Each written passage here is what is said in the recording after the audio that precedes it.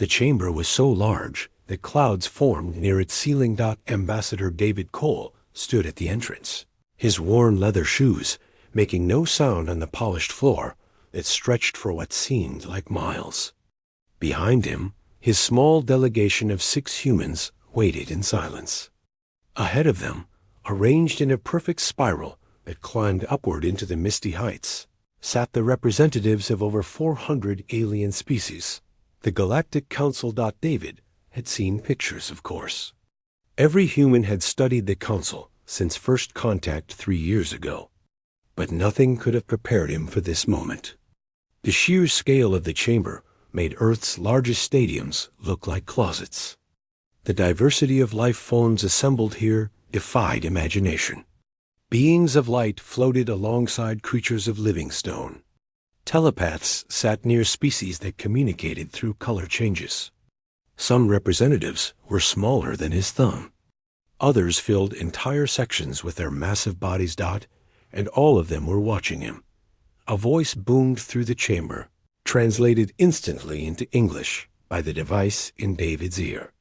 It belonged to High Chancellor Voss, a being whose body seemed to be made of crystallized time itself, shifting and reforming with each word. The human delegation will approach the central platform. David walked forward. His heart was pounding, but his face remained calm. He had been chosen for this mission specifically because he could stay cool under pressure. A former hostage negotiator, then a diplomat in Earth's most difficult conflict zones, and now humanity's voice before the most powerful governing body in the galaxy. The walk to the central platform took nearly 5 minutes. With each step, David felt the weight of countless eyes upon him. Some species regarded him with curiosity, others with clear hostility. A few seemed almost amused, as if watching a child wander into an adult conversation. When he finally reached the platform, a ring of senior council members surrounded him from elevated positions. High Chancellor Voss sat directly ahead, flanked by representatives of the 5 founding species. These were the oldest civilizations in the galaxy, beings who had been building empires when humanity was still learning to make fire. Ambassador David Cole of Earth, Voss spoke, his voice echoing through the chamber. You have requested an emergency audience with this council. Such requests are rarely granted to species of your standing. Explain why we should listen. David had prepared for this. He had practiced his opening statement 100 times. But standing here, surrounded by ancient powers that could crush Earth without effort, he chose to abandon his script. 3 weeks ago, David said, his voice steady, our long-range sensors detected a massive fleet approaching a small planet called Ardent Prime. We did not know this world. We had never met its people. But we watched as that fleet began destroying everything in its path. A murmur rippled through the assembly. David continued, we sent a message to this council, asking what was happening. We received no response. We sent messages to 17 other species we had contacted since joining the galactic community. None replied. So we made a decision. High Chancellor Voss leaned forward slightly. What decision? We went to help. The murmur became a roar. Species that had sat in dignified silence began shouting in languages that even the translators could not process. David stood in the center of the chaos, waiting.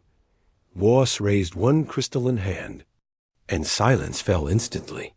You are telling this council, Voss said slowly, that humanity, a species that has possessed faster-than-light travel for less than 4 standard decades, sent military vessels into an active conflict zone without authorization?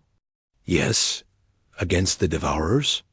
A threat that has consumed entire civilizations? Yes, and what happened?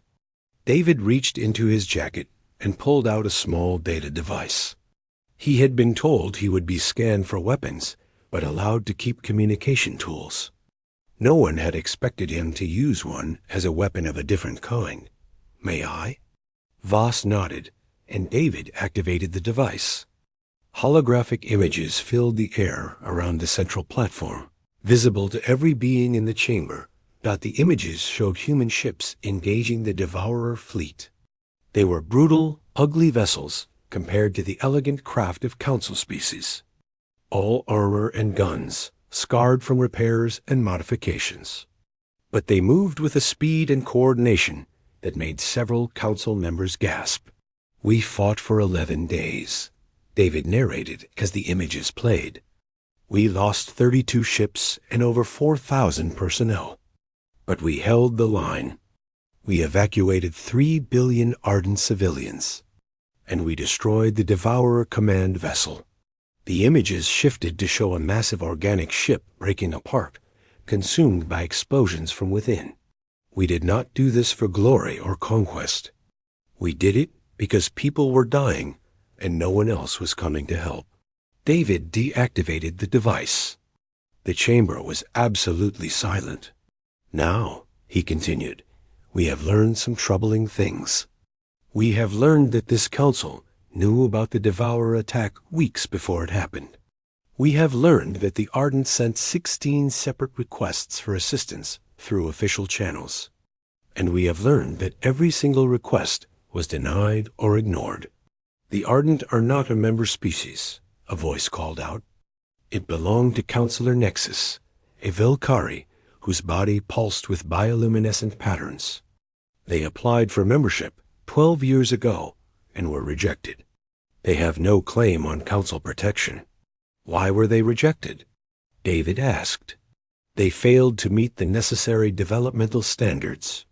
"That is interesting, because in the 3 weeks since we saved them, we have had extensive contact with the Ardent. Their technology is more advanced than at least 40 current council member species.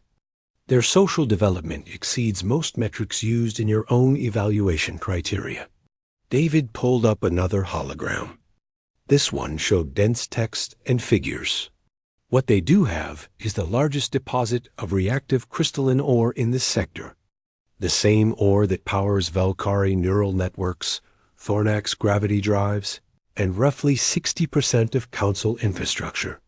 Counselor Nexus's patterns flickered rapidly. "What are you implying?" "I am not implying anything. I am stating facts. The Ardent sat on valuable resources. They were denied membership, and when they faced extinction, no one helped them.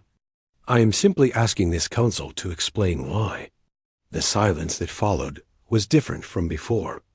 This was not the silence of shock, but of beings suddenly realizing they were being watched by the entire galaxy as they chose their next words. High Chancellor Voss spoke carefully. "Ambassador Cole, you have made serious accusations. You have admitted to unauthorized military action in council space. You have suggested corruption at the highest levels of galactic governance. These are not small matters. No, they are not. What exactly do you want?" David had been waiting for this question. 3 things. First, immediate humanitarian aid to the Ardent survivors. Second, a full investigation into how the Council handles protection requests from non-member species. Third, a discussion about reforming the membership process so that valuable resources do not automatically disqualify civilizations for receiving basic protections. "And if we refuse?" David smiled. It was not a threatening smile. It was the smile of someone who had already thought several moves ahead. "Then humanity will continue to answer distress calls on our own. We will offer alliance and protection to any species that asks. And we will build a network of civilizations who believe that every life matters, not just the strategically convenient ones." He paused, letting his words sink in. "Chancellor, we did not come here to threaten anyone. We came here because we believe this council can be better than it has been. We came here to offer partnership, not conflict. But we will not stand by while innocents die simply because helping them is inconvenient." The chamber erupted again, but this time the noise was different. Mixed with the outrage were voices of agreement, of species who had long felt overlooked by council politics. David saw representatives nodding, patterns flickering in what he had learned to recognize as approval. Something was shifting. Something that had been stable for millennia was beginning to crack. And humanity had just placed itself at the center of the earthquake. The recess lasted 6 hours. David spent most of that time in a small waiting room, adjacent to the main chamber.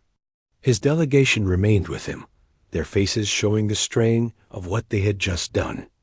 Lieutenant Commander Rita Hayes, the senior military officer in their group, kept checking her communicator for updates from the fleet.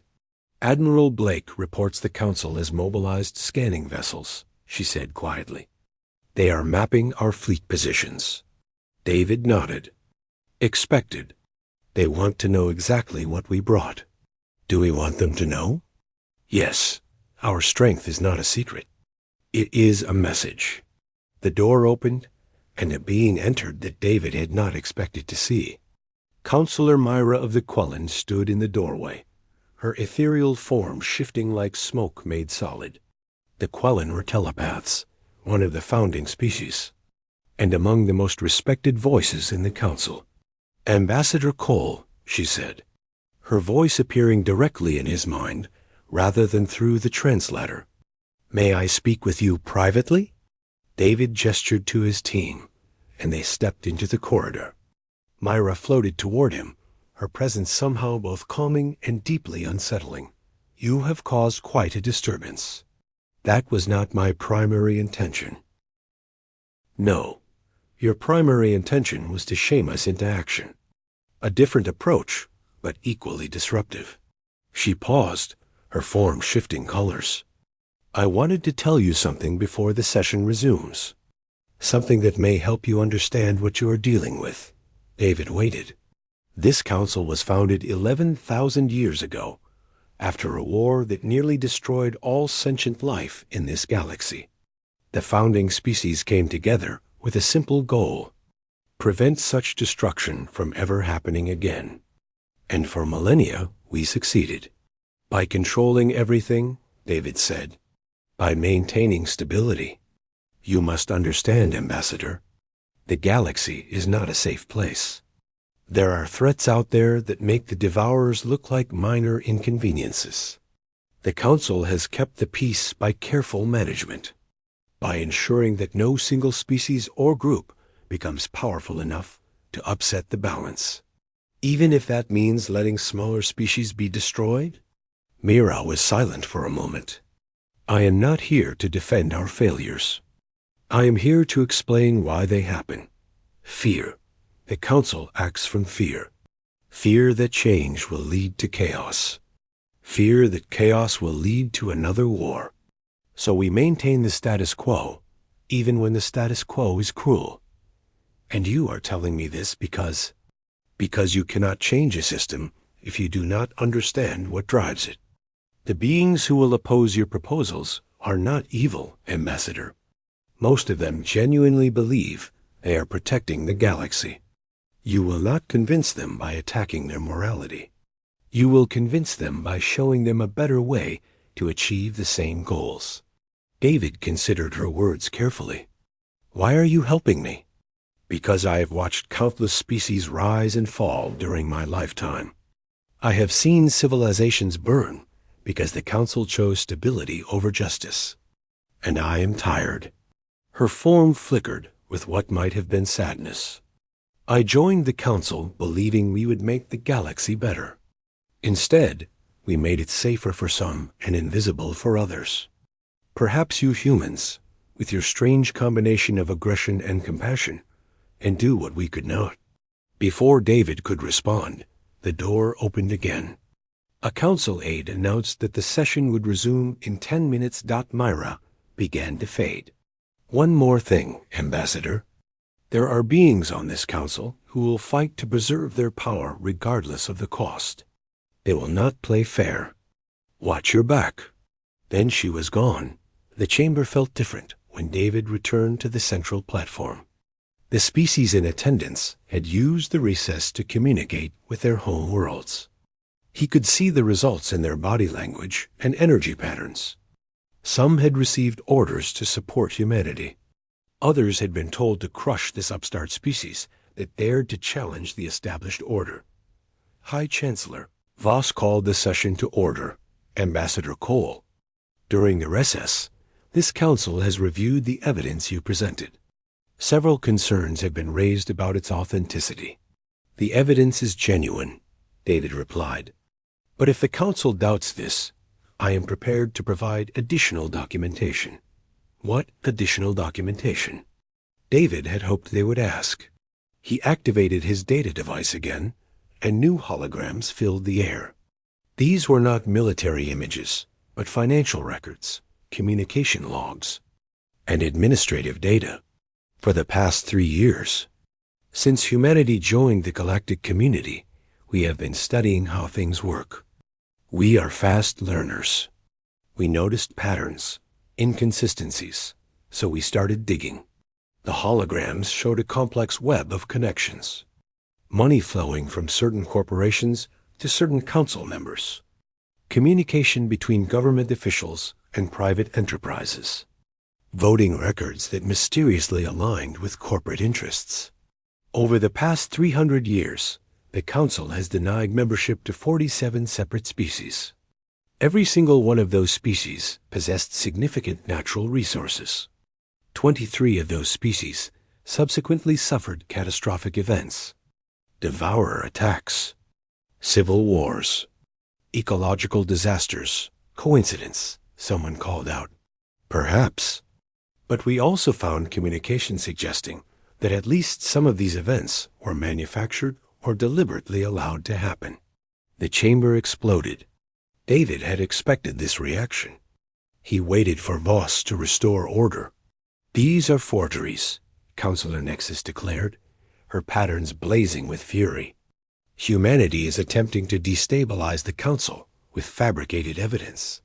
If they are forgeries, then an investigation will prove that. I welcome such an investigation. In fact, I demand one. You demand? The voice belonged to Counselor Brax, a Thornax, whose gravitational field warped the light around him. A species that has been part of this community for 3 years demands anything of us? I am not demanding anything as a threat. I am demanding as a matter of justice. If we are wrong, prove it. If we are right, fix it. Either way, the galaxy deserves to know the truth. Admiral Catherine Blake's voice suddenly echoed through the chamber. She had been patched into the Council communication system from her flagship. High Chancellor, I apologize for the intrusion. But Ambassador Cole needs to be aware of a developing situation. Voss frowned but nodded permission for her to continue. During the recess, our ships intercepted communication between Council vessels and unknown parties. We have evidence that certain individuals are planning to use this crisis as cover for additional operations against non-member species. Specifically, 3 more worlds are being targeted for devourer attacks within the next 30 days. The silence that followed was absolute. We are transmitting coordinates and communication logs to the Council now. Blake continued. We are also prepared to share this information with any species that wishes to verify it independently. David watched the Council members process this information. Some were genuinely shocked. Others were clearly trying to hide their involvement. And a few were looking at their colleagues with new suspicion. High Chancellor, David said into the silence, humanity did not come here to make enemies. We came here because we believe this Council can be better. We came here because millions of lives depend on what happens in this chamber today. We can spend the next several hours arguing about whether our evidence is real. Or we can spend that time saving the species who are about to be attacked. Voss's crystalline form shifted and reformed as he considered the situation. David could see the weight of millennia pressing down on him. The Chancellor had maintained the system for longer than humanity had existed as a species. Changing course now meant admitting that everything he had done was wrong. Counselor Myra, Voss said finally, As the senior representative of the founding species present, what is your recommendation? Myra's telepathic voice touched every mind in the chamber. I recommend we dispatch emergency defense fleets to the 3 threatened worlds immediately. I recommend we open a formal investigation into the evidence Ambassador Cole has presented. And I recommend we begin serious discussions about reforming the Council to prevent such situations in the future. That would be unprecedented, Brax protested. Yes, it would be. Perhaps that is exactly what we need. David felt something shift in the room. Not all species were convinced, but enough were wavering. The revelation about the 3 threatened worlds had changed the calculation. This was no longer an abstract debate about past events. This was about preventing future disasters. We will vote, Voss declared. All in favor of Counselor Myra's recommendation? The votes came in slowly at first, then faster, as species saw which way the wind was blowing.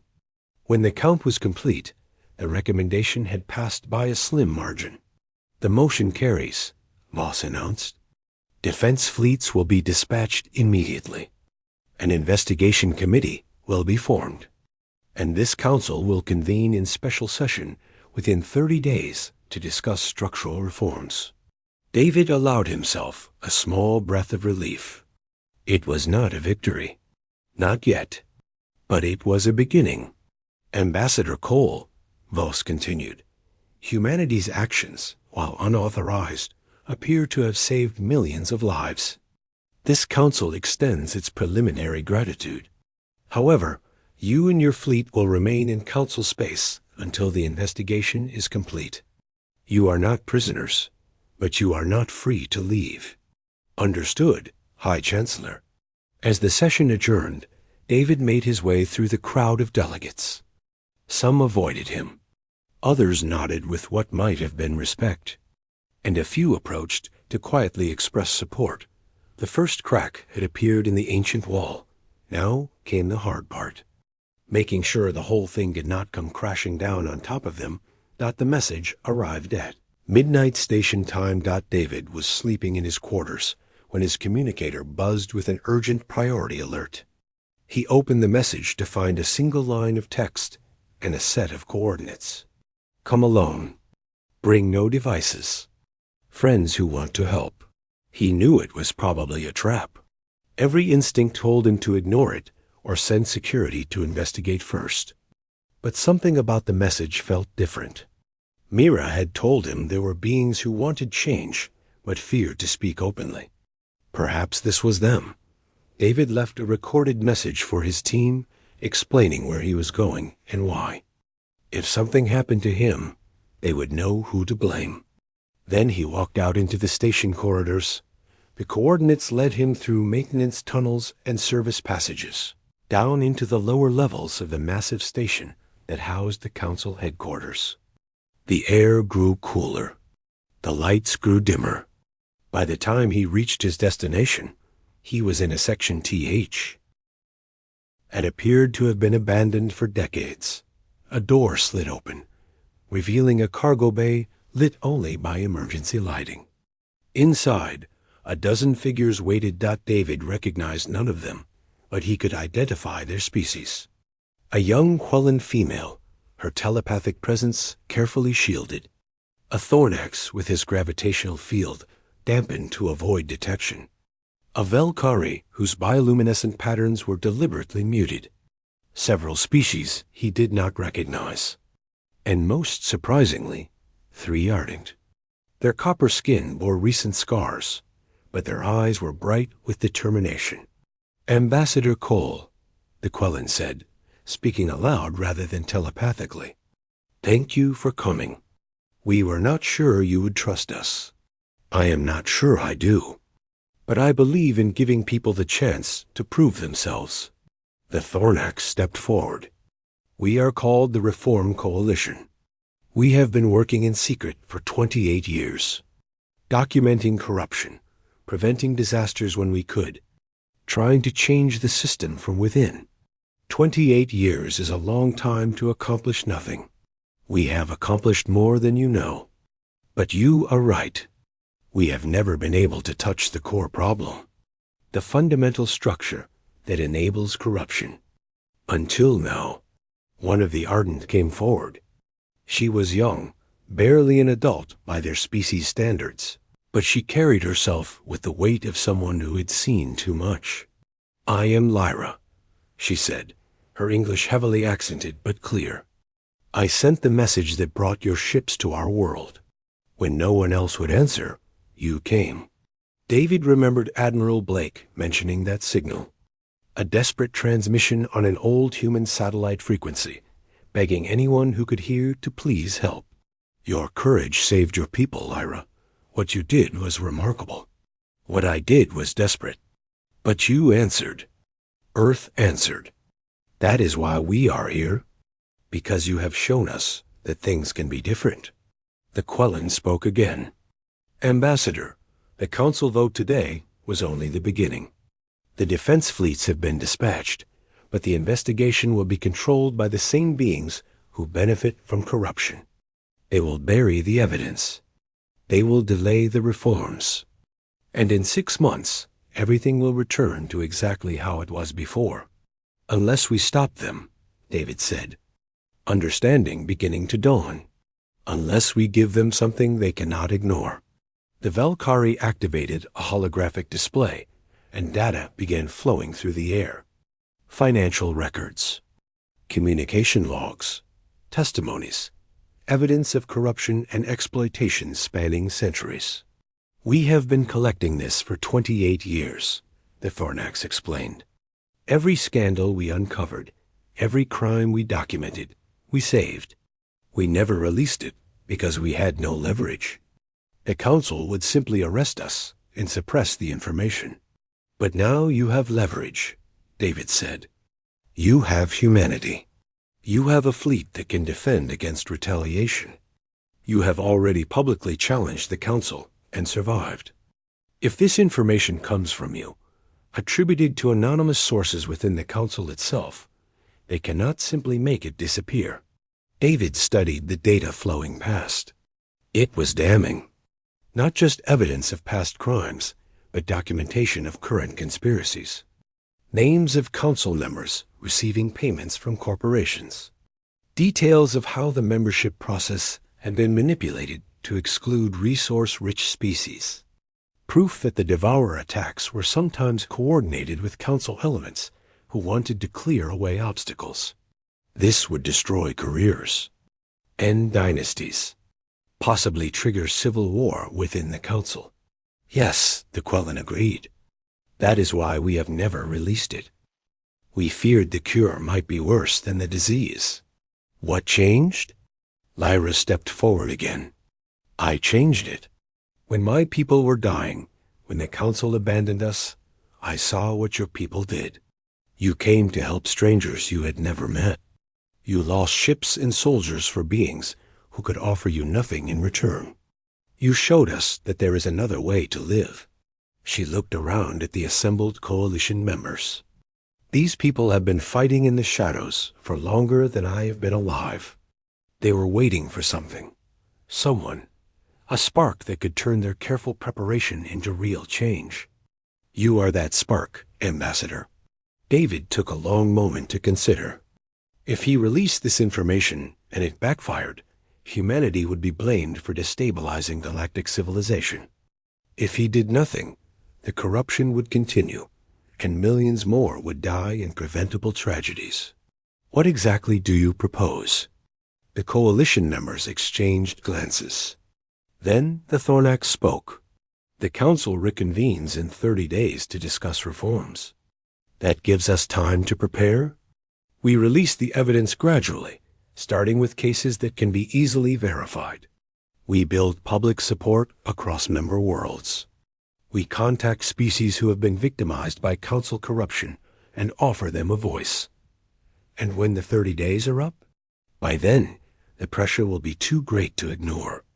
Reform will not be a choice. It will be a necessity." David nodded slowly. "There is something else we need to do. Something that changes the nature of this conflict entirely." "What?" "The Ardent. Earth needs to formally invite them to our world. Not as refugees or clients, but as honored guests. As friends? Lyra's 3 eyes widened. You would do this? After everything? We would do this because of everything.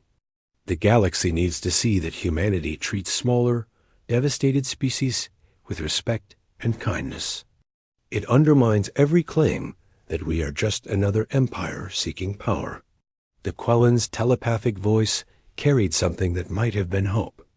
You understand galactic politics better than most species twice your age. We have had a lot of practice with our own politics. Different species, same lessons. Over the next several hours, they planned. David communicated with Admiral Blake through secure channels, bringing her into the strategy. President Martinez on Earth was briefed and gave her approval for the ardent invitation. The Coalition provided lists of reform-minded beings throughout Council space who could be contacted when the time was right. As dawn approached on the station, David prepared to return to his quarters before his absence was noticed. Ambassador, Lyra said quietly, stopping him at the door. Why did you really come tonight? You had no reason to trust us. We could have been assassins. David considered the question. Because when you sent that message 3 years ago, you trusted us. You reached out to strangers you had never met, hoping that someone would care enough to help. I believe that kind of trust deserves to be honored. He looked around at the assembled Coalition members. All of you have been fighting alone in the darkness for decades. You took that risk because you believed the galaxy could be better. I believe the same thing, and I believe that together we might actually make it happen. As he walked back through the service corridors, David allowed himself to feel something he had not felt since arriving at Council Space. Hope.real. Dangerous hope. The plan was risky. The enemies were powerful.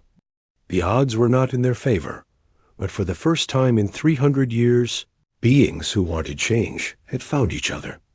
And that, David knew, was how revolutions began, not with armies or declarations, with quiet conversations in dark rooms, with strangers choosing to trust each other, with the simple belief that tomorrow could be different from yesterday. He reached his quarters, just as the station lights brightened for morning cycle. In less than 6 hours, he would meet with a newly formed investigation committee. He would play the role of cooperative ambassador while the Coalition began implementing their plan. And in 30 days, the galaxy would learn just how much change was possible. When good people finally stopped being afraid, the explosion came without warning. David was meeting with the investigation committee when the station shuddered violently. Alarms screamed through the corridors. Emergency lights flickered on as the main power system stuttered. What is happening? Demanded Counselor Brax, his gravitational field flaring with alarm. Lieutenant Commander Hayes appeared on David's communicator, her face grim. Ambassador, we have multiple detonations in the lower levels. Structural damage reports coming in from 17 sections. This is coordinated sabotage. David was already moving toward the door. Casualties? Unknown, but climbing. The explosions targeted maintenance corridors and support structures. If more charges go off, the entire civilian quarter could decompress. Counselor Nexus blocked his path. Where do you think you are going? To help. People are dying. This is clearly a human terrorist attack. You will remain here until security arrives. David met her gaze steadily.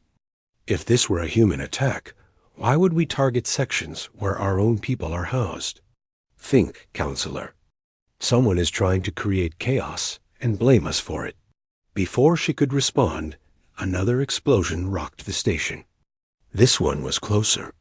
Through the windows, David could see debris spiraling into space from a section that had just breached. Admiral, Blake's voice cut through the chaos. Ambassador, I am picking up unauthorized ship movements.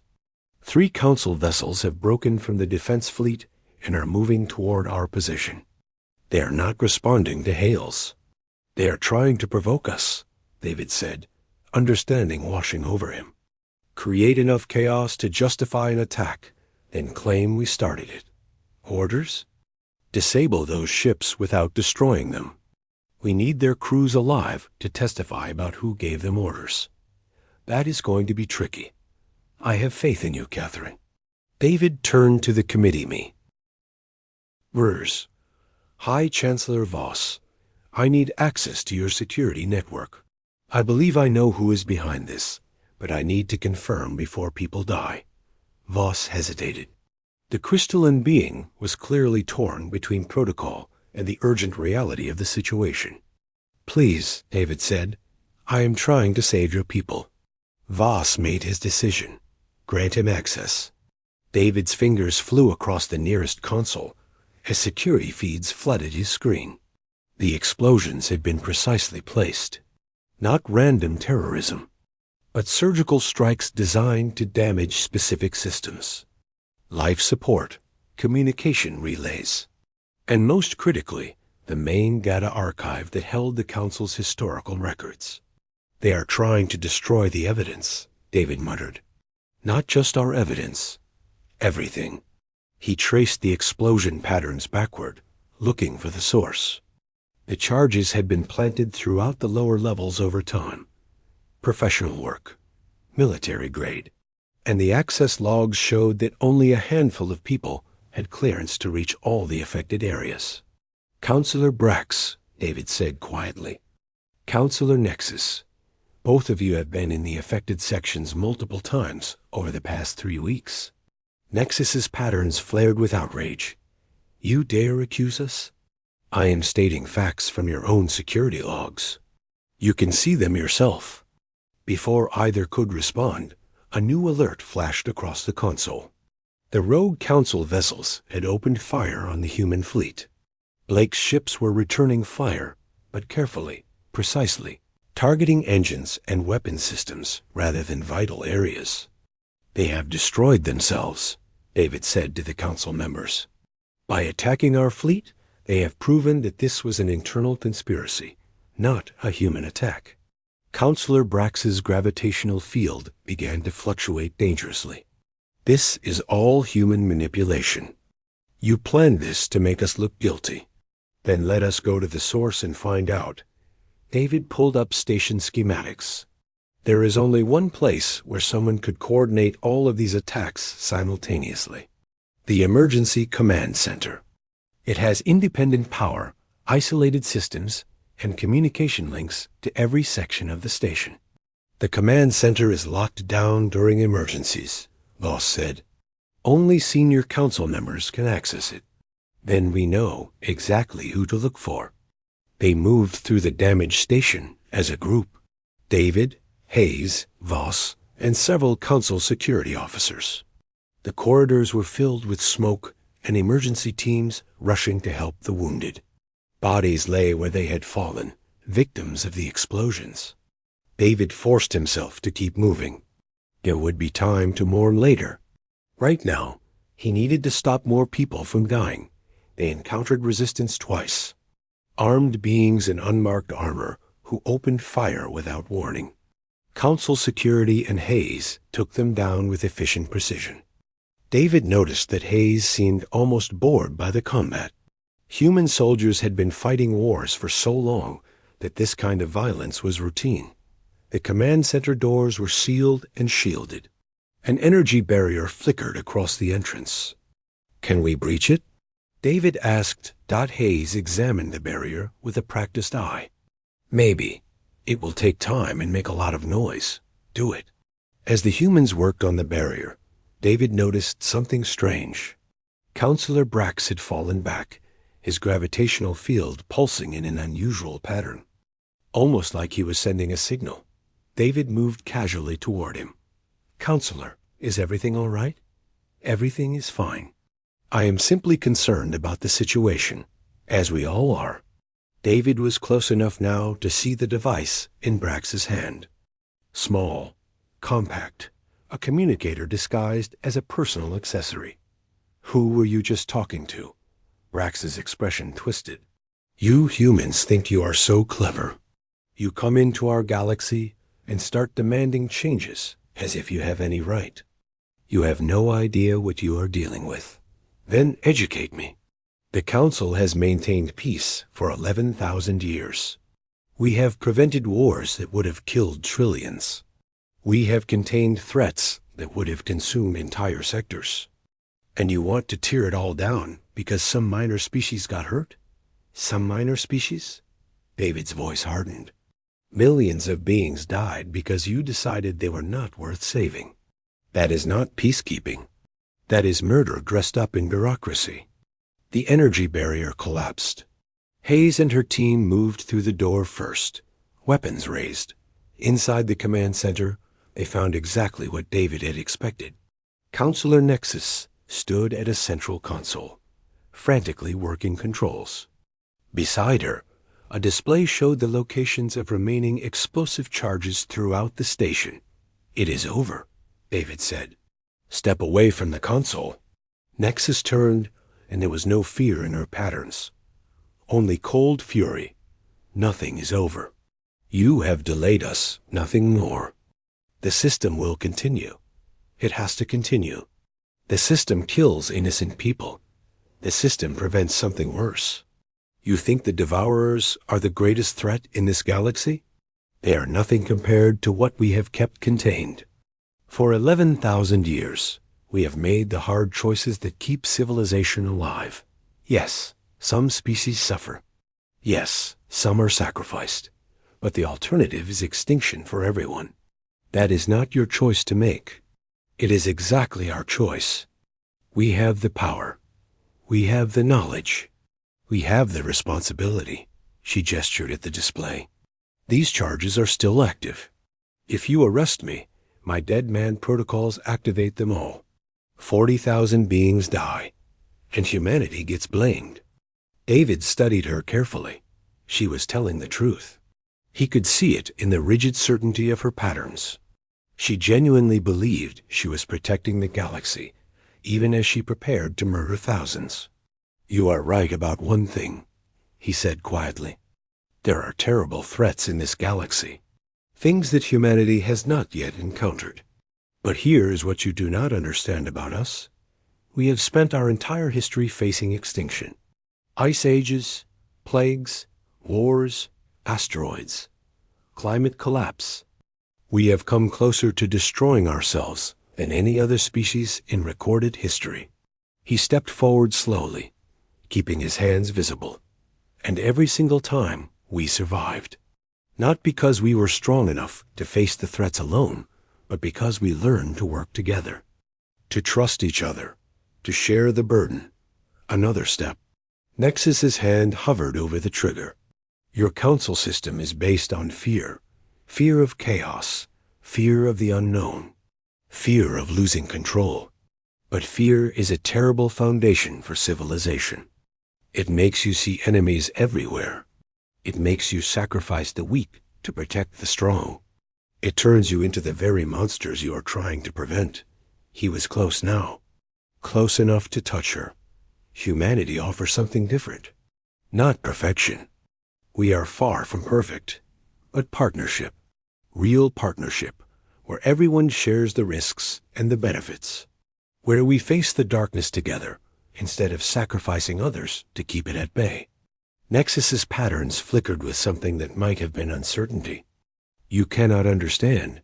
You are too young, too naive. Maybe, or maybe we are young enough to still believe that things can change. He reached out slowly and placed his hand over hers on the console. Please, do not let fear make this choice for you. The moment stretched. Hayes and her team stood ready, weapons trained on Nexus. Voss watched in silent tension. The fate of 40,000 beings hung in the balance. Then, slowly, Nexus's hand relaxed. Her patterns dimmed. She stepped back from the console. It will not matter, she said, her voice empty. Even if you arrest me, even if you reform the council, the threats are still out there. Sooner or later, you will face them. And then you will understand why we did what we did." David gestured to Hayes, who moved forward to secure the prisoner.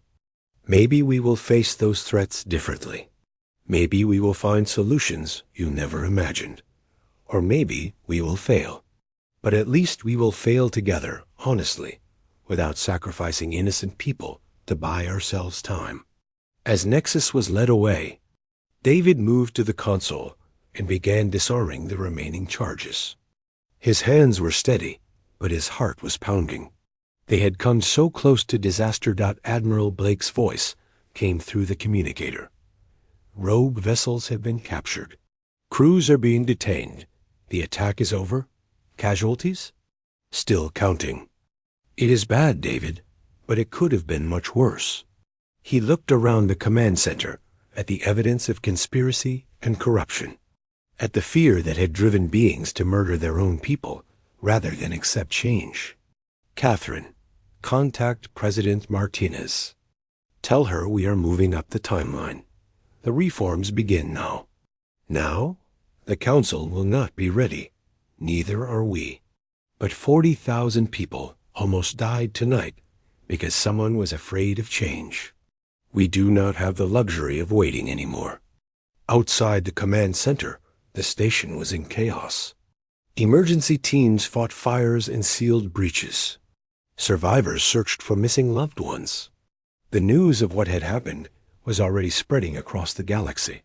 But amid the chaos, something else was spreading too. Something that had been buried for millennia. Hope that the galaxy could be different. Hope that justice could triumph over convenience. Hope that even the oldest, most entrenched systems could change. David walked through the damaged corridors, helping where he could, offering comfort where he could not help. And everywhere he went, beings looked at him differently. Not as a naive outsider. As a symbol of something new. 6 months had passed since the night the Council almost destroyed itself. David stood at the window of the new assembly hall, watching ships from 100 different worlds arrive for the Constitutional Convention. The old council chambers had been preserved as a memorial to those who died in the attacks. This new hall, built by cooperation between human engineers and alien architects, was designed to be different in every way. No elevated platforms. No hierarchy of seating. Representatives sat in a great circle, each species on equal footing with every other.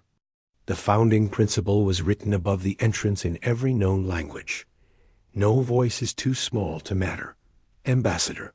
The voice belonged to Lyra, now the official delegate of the Ardent Confederation. She had grown in the past months, transformed from a desperate survivor into a confident leader. "The delegation from Earth has arrived. They are asking for you." David smiled. "Tell them I will be right there." He took one last look at the arriving ships. Among them was a vessel he recognized. Small and battered, it carried the Ardent leadership on their historic journey to the convention.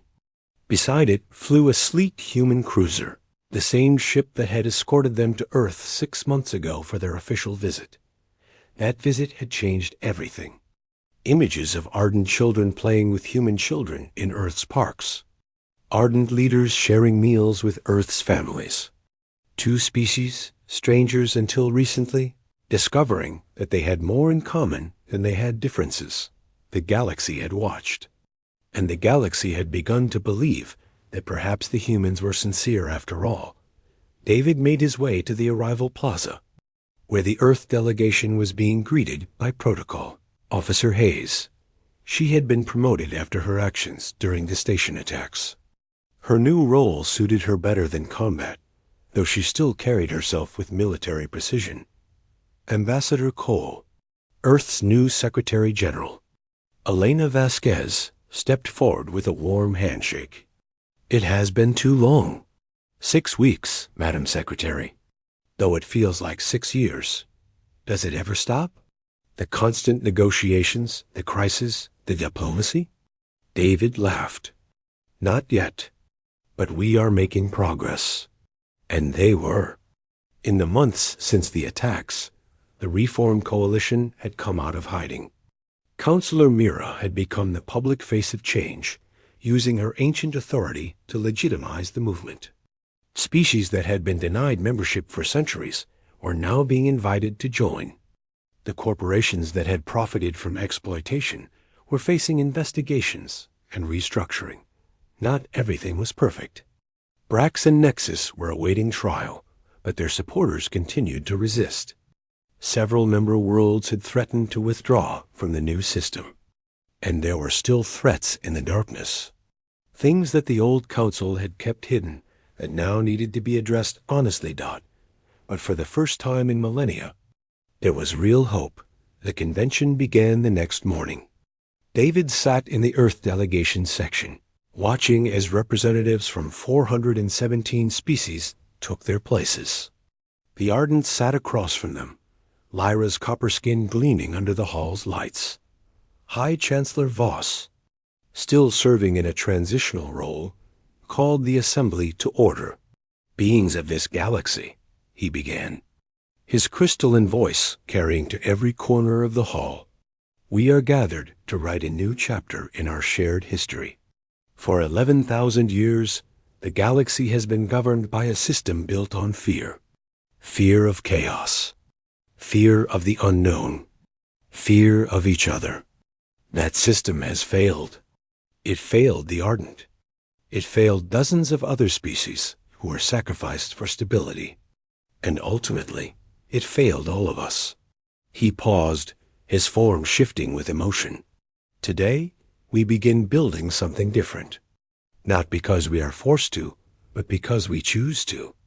Not because the old ways were entirely wrong, but because we can do better. This convention will draft a new charter for galactic civilization. One based not on fear, but on trust. Not on control, but on cooperation." Voss turned to look at the human delegation. 3 years ago, a young species arrived in our community. They were primitive by our standards, aggressive, unpredictable. We looked down on them. We assumed they had nothing to teach us. His crystalline form flickered with what David had learned to recognize as humility. We were wrong. Humanity showed us something we had forgotten. That strength means nothing without compassion. That stability means nothing without justice. That a galaxy of 1,000 species is worthless if any single species is considered expendable. Applause rippled through the hall. Not universal, not unanimous, but loud enough to matter. "Ambassador Cole," Voss continued, "will you address the convention?" David had not expected this. He rose slowly, aware that his words would be heard across the galaxy. Every network was broadcasting live. Every world was watching. He walked to the central speaking platform and looked around at the assembled species. Old and young, large and small, ancient civilizations and newcomers like humanity, all of them waiting to hear what he would say. "When I was a child," David began, "my grandmother used to tell me stories. Stories about heroes who fought monsters and saved the day. I believed those stories. I wanted to be that kind of hero." He smiled slightly. "Then I grew up. I learned that real life is more complicated than stories. That sometimes the monsters are not easy to identify. That sometimes good people do terrible things because they believe they have no choice. That sometimes the hero's job is not to defeat evil, but to understand it." He looked at Voss, then at the section where Brax's supporters sat in sullen silence. The beings who tried to destroy this station 6 months ago were not monsters. They were people who had spent their lives maintaining a system they believed was necessary. They were afraid. Afraid that change would lead to chaos. Afraid that if they let go of control, everything would fall apart. David's voice hardened slightly. They were wrong. But understanding why they did what they did is important. Because the fear that drove them has not disappeared. It still exists in this hall. In species who worry that these reforms will weaken them. In leaders who wonder if democracy is too messy, too unpredictable, too dangerous. He spread his hands. I cannot promise that this new system will be perfect. Humanity has tried democracy many times. We have failed as often as we have succeeded. We have made terrible mistakes. We have hurt each other in ways that still haunt us. He paused, letting the honesty sink in. But we keep trying, because we believe that people deserve a voice in their own future, that no one is wise enough or good enough to make decisions for everyone else, that the messy, frustrating, difficult process of working together is worth more than the clean efficiency of control. David looked directly at the camera drones, knowing that billions of beings across the galaxy were watching. Earth did not come to this community to conquer. We did not come to impose our ways on anyone. We came because we heard a call for help, and we answered it. We came because we believe that every life matters. And we came because we thought that maybe, just maybe, we could learn something from the amazing civilizations we found here. He smiled. We have learned. We have learned that the galaxy is older and more complex than we imagined. We have learned that there are threats we have never faced and wonders we never dreamed. We have learned that some problems do not have easy solutions. He straightened. But we have also taught. We have shown that courage matters more than age. That compassion is not weakness. That sometimes the best way to face the darkness is together, holding hands, refusing to let go. David looked around the hall one final time.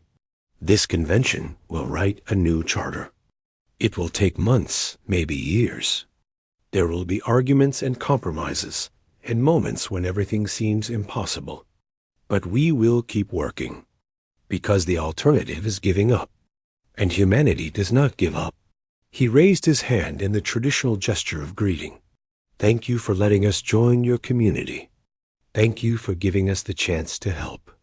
And thank you for believing, even when it was hard, that things could be different. He returned to his seat as applause filled the hall. Not from everyone, but from enough. Later that evening, David stood on a balcony overlooking the convention complex. The sun was setting, casting long shadows across the new buildings and the ships that had carried hope from across the galaxy. Lyra joined him, 2 cups of a warm beverage in her hands. The humans call this coffee, she said, offering him one. We have grown quite fond of it on my world. David took the cup with a smile. It is a human tradition. When people need to work together, they share coffee. They stood in comfortable silence, watching the sunset. Do you think it will work? Lyra asked finally. This new system? This democracy? David considered the question carefully. I think it will struggle. I think there will be failures and setbacks and moments when it seems easier to give up. I think our children will have to fight battles we cannot imagine against problems we have not yet discovered. He sipped his coffee. But I also think they will manage, because they will not be alone, because species that used to ignore each other will work together, because the next time someone sends a desperate message into the void, there will be many voices answering instead of silence. Lyra's 3 eyes gleamed in the fading light. My grandmother told me something before she died in the attacks. She said that hope is not a feeling. It is a choice. You choose to believe that tomorrow can be better, even when today is dark. She raised her cup to choosing hope. David touched his cup to hers. To choosing hope, and to the galaxy we are building together. As darkness fell and stars appeared overhead, ships continued to arrive from distant worlds. Each one carried beings who had chosen to believe that change was possible. Each one carried a piece of the future. Earth had answered the Ardent's call with ships, soldiers, and sacrifice. Now, they were answering with something more. Powerful. With partnership. With trust. With coffee. And with the simple, revolutionary idea that no one should ever face the darkness alone.